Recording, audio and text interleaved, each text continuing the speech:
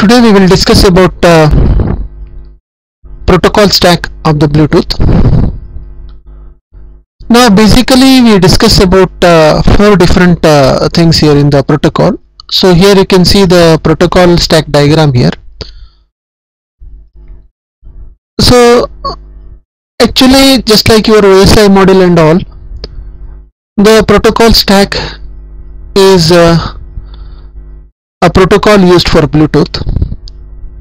So in this one, the physical radio layer, what you see here, which is a lowermost layer, which is called as a radio frequency layer,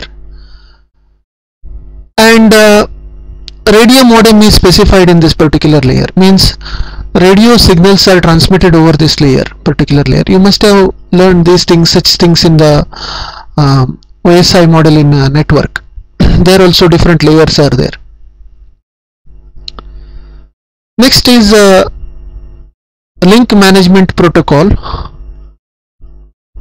Actually, it is capable of configuring the links over the other devices.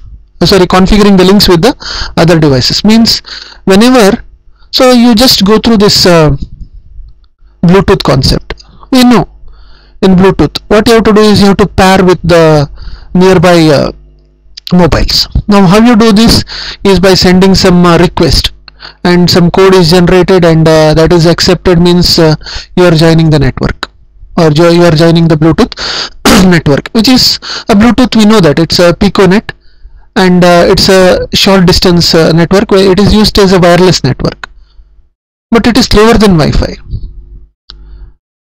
Now link management protocol, which is also called as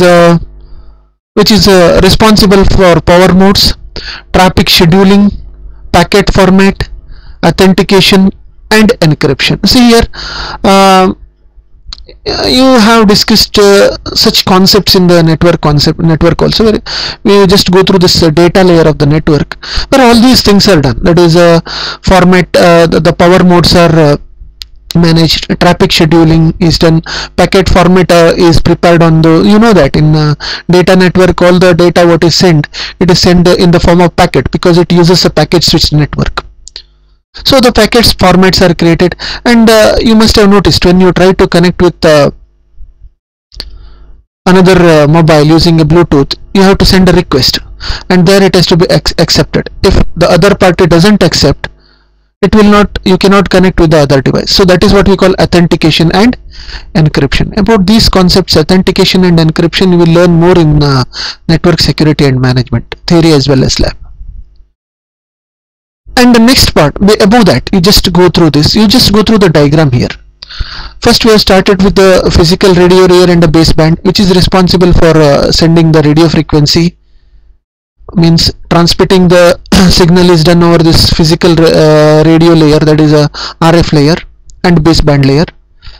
And just go above that in the diagram, that is LMP, link management protocol, which is responsible for authenticating, means connecting the link, sending the packets, scheduling the transfer of the packets over the network. These are all decided by this link management protocol. Above that, just you see there L2CAP. In the diagram you can see L2CAP. This is a third layer what we will discuss. Link control and adaptation protocol. Actually, it is providing the connection oriented and connectionless data services to upper layer protocols. So here three different protocols we are using in the upper layer, that is a TCS, RFCOM, and SDP. For these, it is providing the connection oriented or connectionless data services, and also it includes services such as segmentation and reassembly. This is of data packets. This is one of the very important concept. So about segmentation and reassembly, you must have learned in the network concepts only, where segmentation means you can just when you just create a packets, it will be divided into number of segments, and when it is received at the receiver side, the segments or the packets need to be reassembled so that the proper data should be transferred. Reassembling means rearranging the packets, because you know that a big data is divided into number of small packets, and it is sent over the network. Here the wireless network is used. Any network you consider, it may be wireless or wired network. It needs to be the data packets needs to be reassembled at the receiver side. That task is done by L2CAP, that is Link Control Adaptation Protocol. And third layer in this one is SDP. Here SDP stands for Service Discovery Protocol. Enables two or more Bluetooth devices to support particular service. Means it is allowing the two devices to enable the service. So that is what we call it as a Service Discovery Protocol, and it enables two Bluetooth devices to support in particular devices. So if you draw the diagram and write these 4 steps, it will be sufficient for this Bluetooth stack protocol. But let us see in the next slide how this works. Means in detail we will discuss this. We have discussed about 4 layers, actually the 5 here. So physical radio layer, then LMP, L2CAP and SDP. So in detail how it works we will discuss now. Now let us discuss in detail how it works. First one is a radio layer. Here you can see which is a physical layer, what we call, sorry, a radio layer here, which is called as a physical layer. And here you can see actually it is as we have discussed in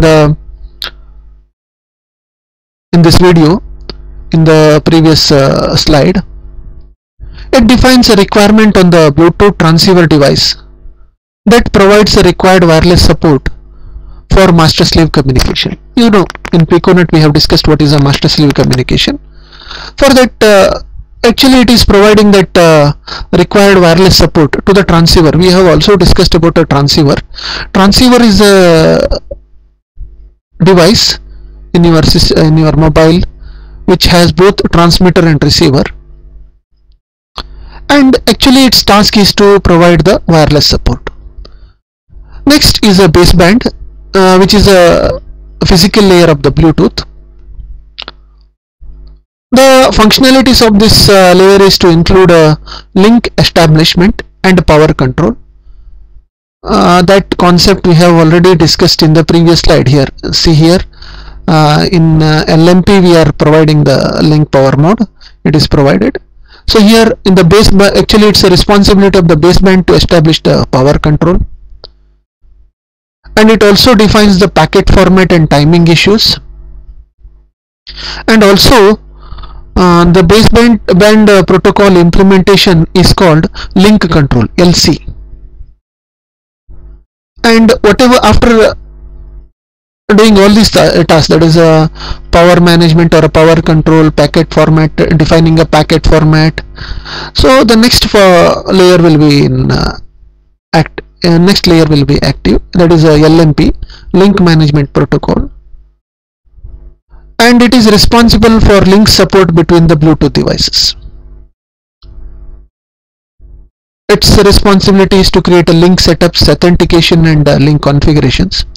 So these concepts we have already discussed, so that is why I said if you write that first 4 steps along with the diagram, it is sufficient. It is an expansion of the previous slide. Similarly, the next layer is a logic link control and adaptation protocol layer. As it is discussed in the previous slide, it is providing the connection oriented or connection data services. Actually L2CAP, that is a logical link control adaptation protocol. So in my previous slide by mistake I had written link control protocol. That is actually logical link control adaptation protocol. That is why it is called as L2CAP, not LCAP. Logical link control and adaptation protocol. Now L2CAP forms the Bluetooth data packets through message segmentation, while transmitting, and also forms the messages from a received Bluetooth data packet. So you must be knowing this handshaking method, where it sends the segmentation message to the receiver where receiver acknowledges, and it will transmit the data. Once the packets are reached to the receiver, the acknowledgement is sent back to the receiver. So this task what we have learned in the ISO model in the network, a similar concept is used here. So that handshaking method, if you recall that, so that concept is done by this L2CIP. And next comes service discovery protocol. I had already told you this is an expansion of the first slide, means it's discussed in the detail. The SDP server application keeps the track of services available on that device. It gets actually with SDP, the mobile application devices, they get the information such as device information, services, service characteristics. So these three information the mobile gets through this SDP, that is information regarding the device, the services what are used, and the service characteristics.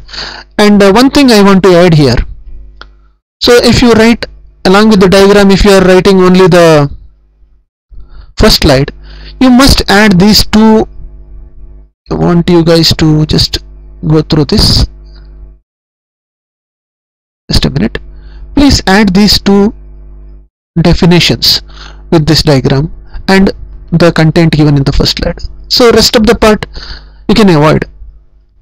So that is not necessary. Only for the explanation purpose I have used it. So next comes here RCOM. You must have noticed this, RCOM and telephony control protocol. These two concepts.